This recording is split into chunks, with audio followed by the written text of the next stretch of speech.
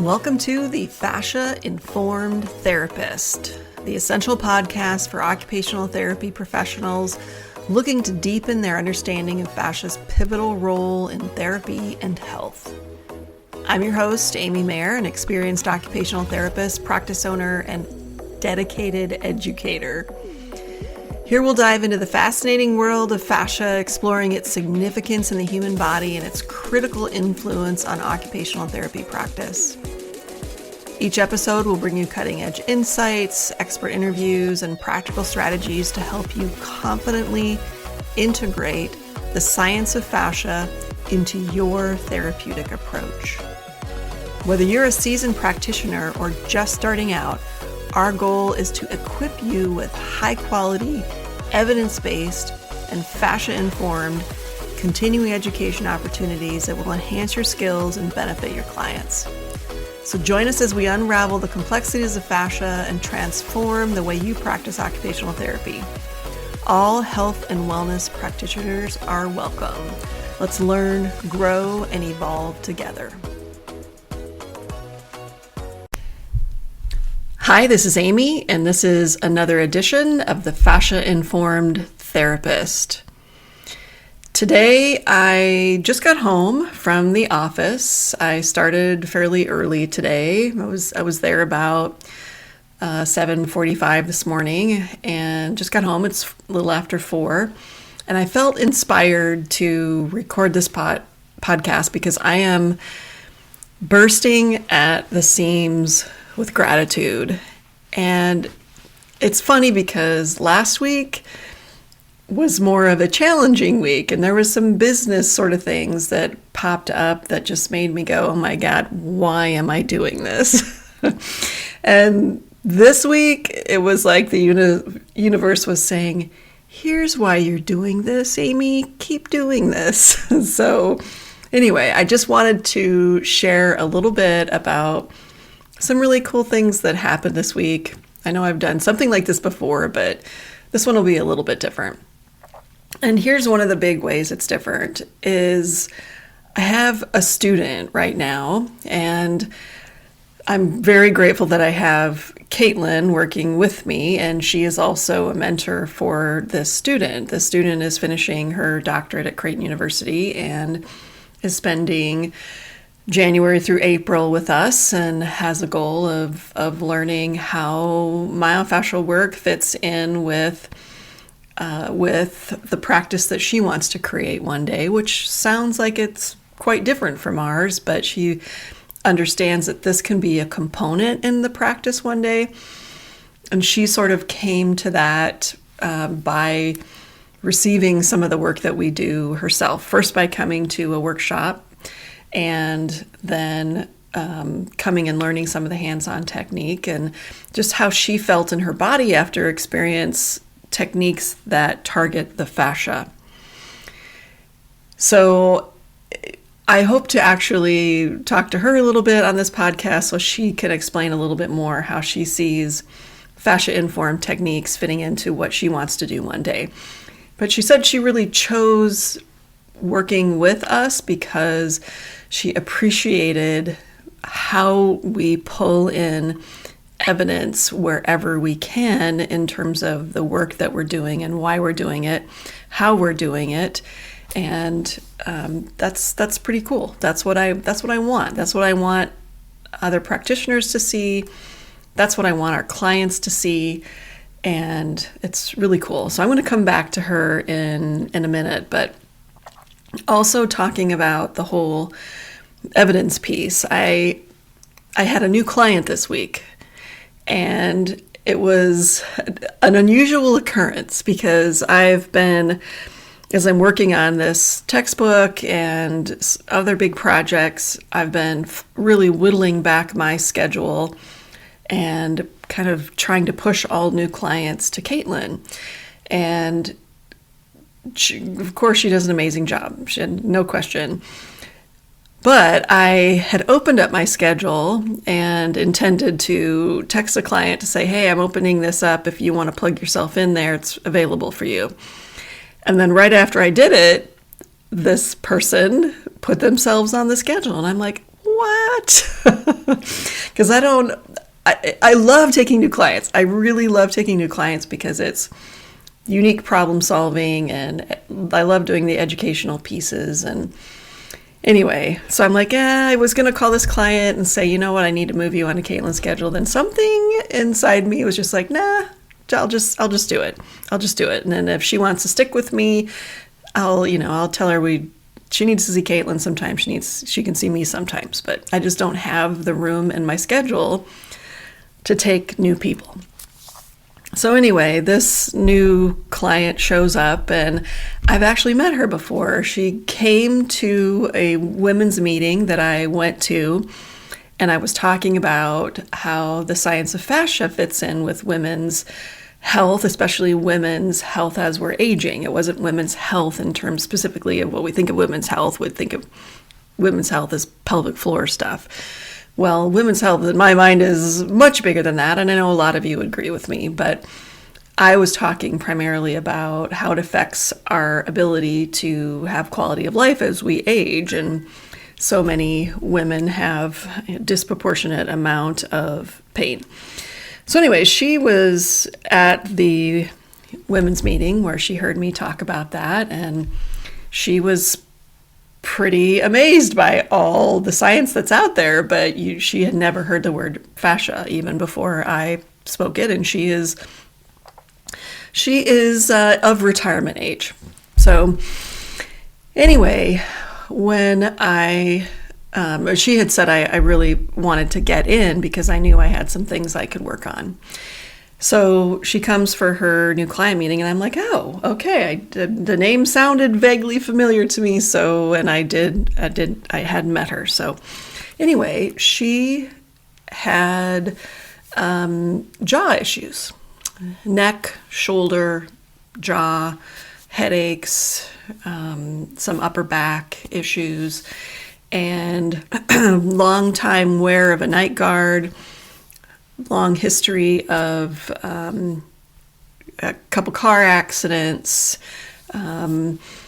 grinding of the teeth, and anyway, lots of pain in that particular area, as well as, again, the neck, the shoulders, and the headaches.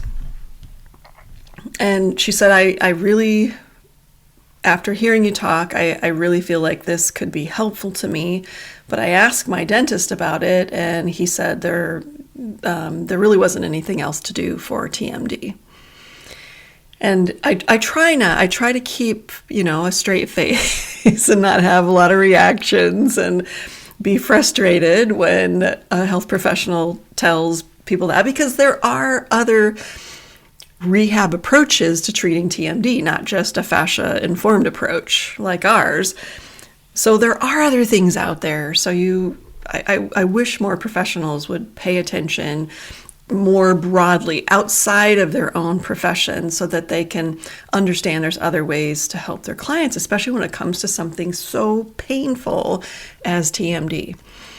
Anyway, it was just the most amazing hour and a half, and we spent nearly a full hour walking through her history and educating her about how fascia plays a role in TMD, and we went through an in-depth posture assessment, and she was absolutely amazed how these tiny tweaks in her posture immediately made a difference in the tension that she was feeling in her neck and shoulders.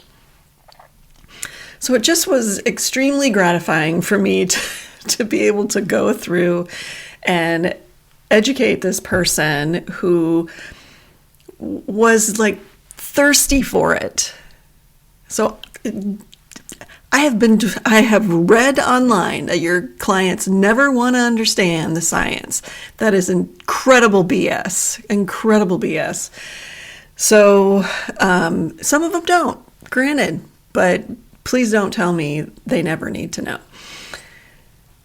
So anyway, it was wonderful. And then we got her on the table, and I, did a little assessment with my hands, trying to feel what I could feel in terms of the tension in the fascia and any abnormalities. changes in the texture, stuff like that. And then also having her feedback to me. How does it feel? What do you experience? Oh, and my gosh, that feels way more tender than I thought it was.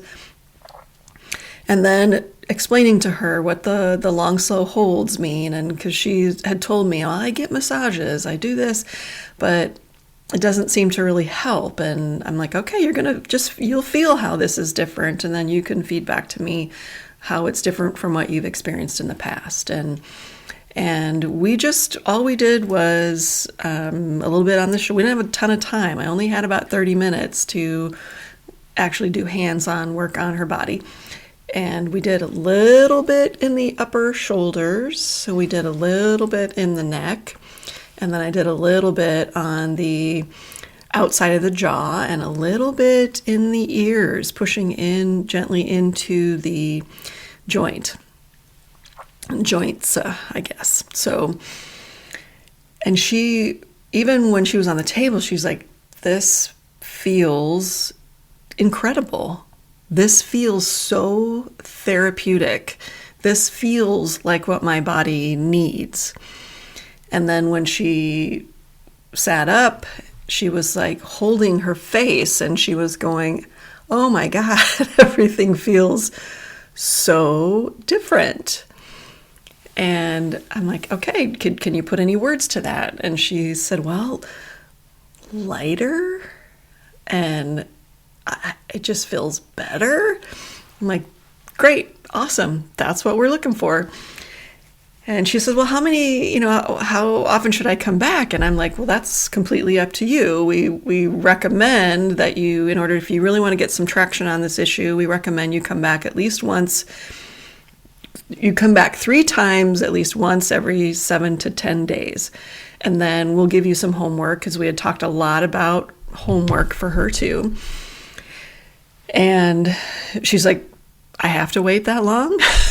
I'm like, well, that depends. I said, I can get you on my schedule. I've got one opening next week, but then you'd have to go on Caitlin's schedule for it. And she's like, let's do it. I said, well, actually, Caitlin would be a great person to work with because she's experienced what you're experiencing. So, she was super excited to continue to get to work on this and try to address these issues that have been long-standing, years. We're talking years. She's been wearing a night guard for nearly a decade. And so hopefully we can make some really nice changes for her. It feels really good to me. But her homework is going to be things like, she's not a diaphragmatic breather. She's a chest breather. That is the lowest hanging fruit to making change in your body, bringing your nervous system down, softening your body, your fascia, your muscles, everything. So that was the first thing, and I was just like jazzed after that session. I just had all this energy, and then I kind of crash. Because I'm so zoned in, and I'm really not an extrovert. I'm such an introvert, and that intensive interaction just sort of wipes me out for the rest of the day. But I so love it. So love it. So that was really cool yesterday. But then today, I had our student with me most of the day. And I'm getting emotional. When I get emotional, my throat kind of gets tight, and I feel like my eyes are welling up a little bit. But the coolest thing about having the student with me is how much my clients love to be part of the teaching process. And I've had other therapists who do similar work to what I do say, oh, I can't take students. I have asked them who do almost exactly what I do, cash-based practice, oh, no, my clients would not want that. What I do is too private. It's too personal. And I'm again going to call BS, because it's not, my clients are like, when are you going to get another student? And it's not because they want to tell their story. It's often because they love a second set of hands, and they love the interaction, and they love that enthusiasm that students often bring. But what really hit home for me was, oh my gosh, hopefully I can keep talking. When my clients are telling and I usually say, hey, will you just tell her in whatever words and however far back and whatever depth you want, just share your story and what led you here. And then kind of what has evolved since then. And when they tell her story, I'm often reminded of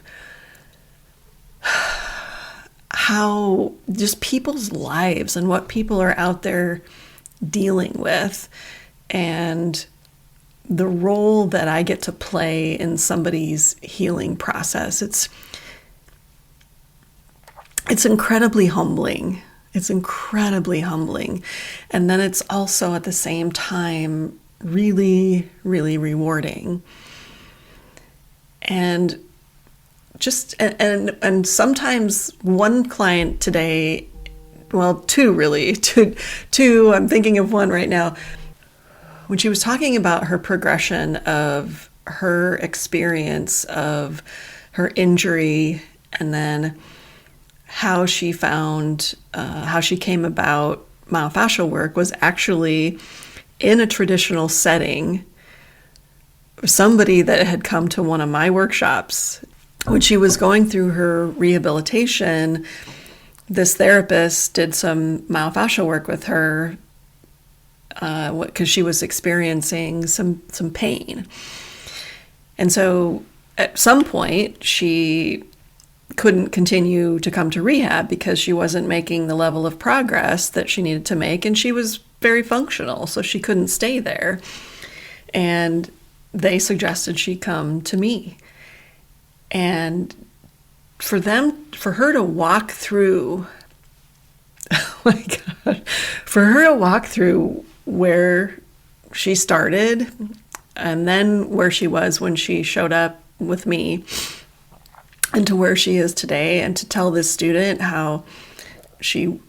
what she had done over these past, and it's been a couple years since we've been working together, and she had a pretty severe accident that really affected a lot of things in her life and quality of life. And sorry for the sniffle there. It really, I almost had to excuse myself from the session because it so touched me how far she's come. And when you see people for little slices of time, you don't always appreciate that until they walk through their story for the students that we bring in.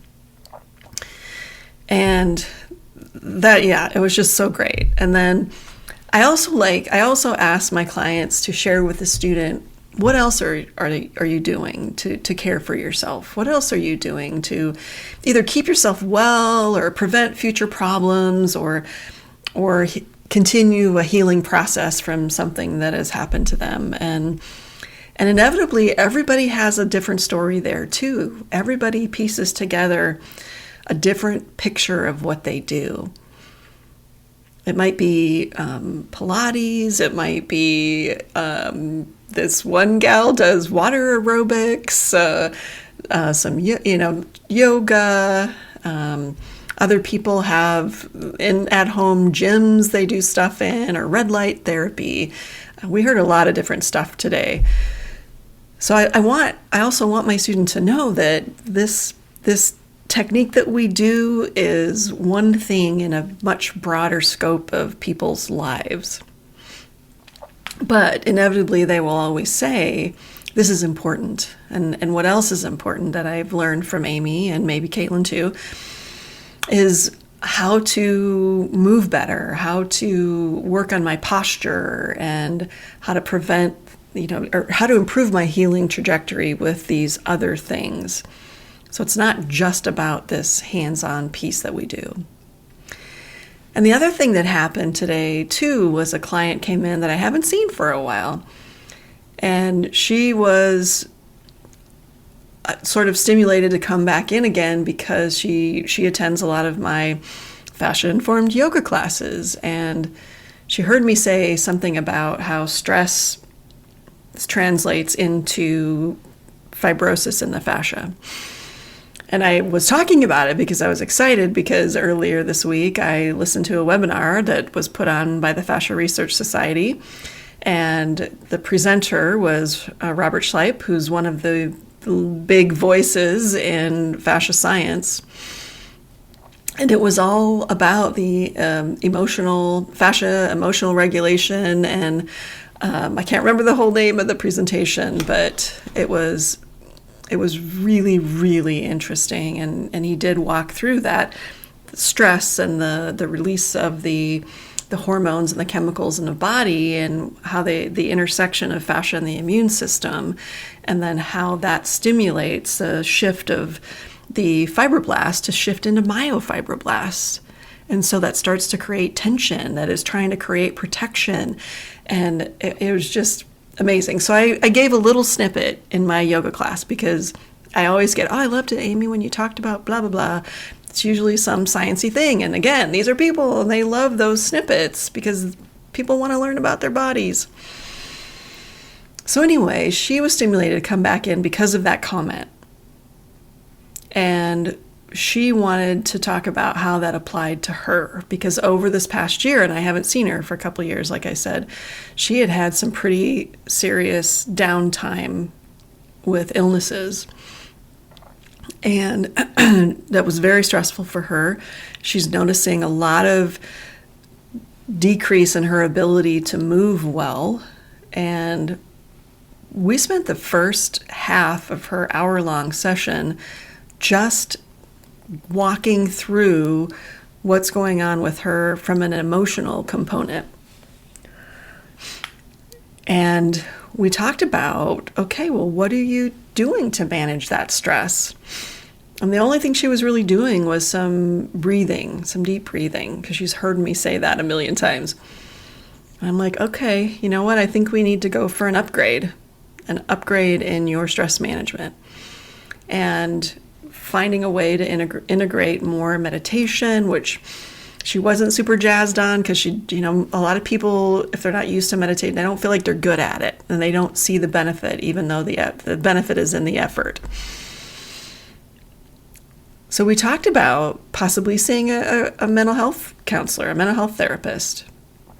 And at first she was very resistant to that, did not see how that would be helpful to her. And I walked through how I explain it in the fascia science class about stress and how, if we spend too much time above that, I draw a little imaginary line that's homeostasis. And we talk about if you're spending most of your time up in the fight or flight above the line rather than down in the rest and digest, your body never gets an opportunity to heal. It's spending all its resources, even if it's just a low level fight or flight, then you're spending all your resources just getting by, and they're being diverted from healing. And so working with a counselor, isn't it about, I told her, don't think you're going to, because I referred her to somebody I thought she would fit with. And I said, don't worry, it's not going to be this really buttoned up, cross-legged person with glasses and a clipboard asking you questions about your childhood. It's going to be an exchange. It's going to be she'll help you figure out what sort of stress management is going to work best for you and where this is coming from, and maybe how you can shift your perspective a little bit. And then she's like, all right, I'll try it. I'm going to just have a conversation with her and see if it doesn't feel like a good fit, don't do it. But if your main concern is stress, I can help you with the tension that has been built up in your body so far. And I can do a little bit to help you as an occupational therapist with the psychosocial piece of it, but I'd rather send you over here to this expert for now. So she agreed to give her a call and see what might happen. And the student got to sit through that. The student got to see that we're not just doing hours and hours of hands-on work. Some days it is, but there's a whole lot of other kinds of education that goes with what we do. And I think if you are truly a fascia-informed therapist, you can explain those types of things to people in a way that makes sense and in a way that is scientifically supported. So, what's my message today? My big message is the important work that we do, giving people a whole nother perspective on their health via the fascial system.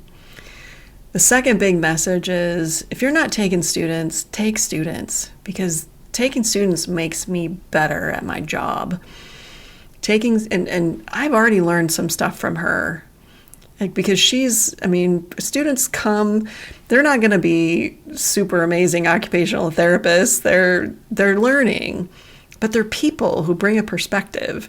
And this gal's bringing a really interesting perspective with her into our space. And it's already been interesting and also fun. Because I'm of the Clifton Strength Finders, I am a developer. I get jazzed on seeing somebody win and excel, and I want that. I want that for Caitlin. I want that for myself, but I want that for our student as well. So, anyway, what a great day! Hopefully, every day can be as amazing as today was. So. Thank you so much for listening. I am so grateful for all of you. Thank you.